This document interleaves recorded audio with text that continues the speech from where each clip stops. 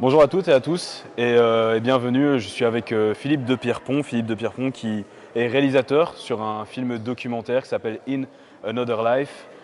Philippe, bonjour. Bonjour. Je vais commencer par te laisser introduire ton film. Fais-nous un petit synopsis.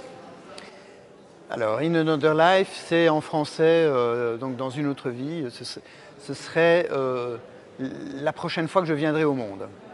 Qu'est-ce que je ferai la prochaine fois que je viendrai au monde? Et en fait, c'est un film qui suit 6 personnes pendant toute leur vie, depuis leur enfance jusqu'à leur mort. Nizaliwa Burundi, niko Burundi. Naciye niruka nja muri ville nkiri umwana muto. Kandi muhira bakaza baza kundondera misi yose ndababonye nkiruka ndababonye nkinyegeza. Mimi mashangu sikuwa najua niko Mhutu wala niko Mtusi. Nilikuwa kuvijulia hapa Magume. Wanasema kama tatakri, borobo asikupitani njoo huyo. Et ces hommes, il en reste 3 sur 6, 3 survivants sur 6 du début. Au début, ils étaient des enfants de la rue au Burundi, en Afrique de l'Est. Je les ai rencontrés dans la rue. Et on s'est fait une promesse un peu naïve, en fait, de se filmer, de les filmer jusqu'à ce qu'on soit tous morts. Le groupe de Burundais que tu rencontres ou dont tu parles dans le film, tu les rencontres en 1991. Comment cette première rencontre se passe? C'est quoi l'histoire? En fait, moi, je suis un jeune cinéaste inexpérimenté. J'ai jamais été en Afrique de ma vie, j'ai jamais rencontré d'enfants de la rue de ma vie. Et je suis là par hasard pour un reportage. Et je les croise tous les jours, le matin et le soir, avec ma caméra, quand je rentre du boulot ou quand je vais au boulot. Et un jour, Zorito, le chef de la bande, me demande, enfin, il ne demande pas, il dit « Tu dois faire un film sur nous ». Et ma réponse a été tout de suite non. Je ne veux pas faire un film sur vous. Il était assez choqué. Et donc j'ai dû expliquer mon refus, qui est très simple. Je ne connais rien à l'Afrique et j'y comprenais rien du tout.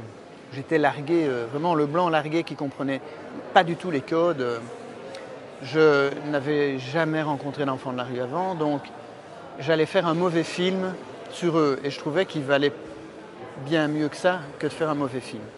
Et puis petit à petit, au fur et à mesure de les connaître mieux, un jour il m'a convaincu en me disant « Il n'y a que toi qui peux faire ce film, c'est pour ça que c'est toi qui dois le faire, puisque personne d'autre veut le faire. Et tu es le seul à s'intéresser à nous. Tu es le seul à nous aimer, à être curieux, à s'intéresser à nous, à nous estimer. Donc il n'y a que toi qui peux le faire. Et il faut le faire, ce film. Mais pourquoi il faut le faire? Ça va pas changer. Un film ne change pas votre vie. Hein. Oui, oui. Parce que ce film, il faut que tu t'arranges avec les gens de la télévision pour qu'ils passent à la télévision. Et les gens qui ne nous écoutent pas dans la rue, quand on passera à la télévision, comme il n'y a que les stars et le président de la République qui passent, ils nous écouteront. Et là, ça va changer.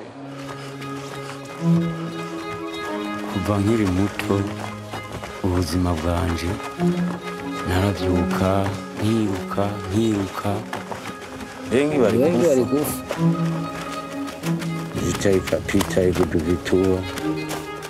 Comment le film a aidé les personnages de ton documentaire?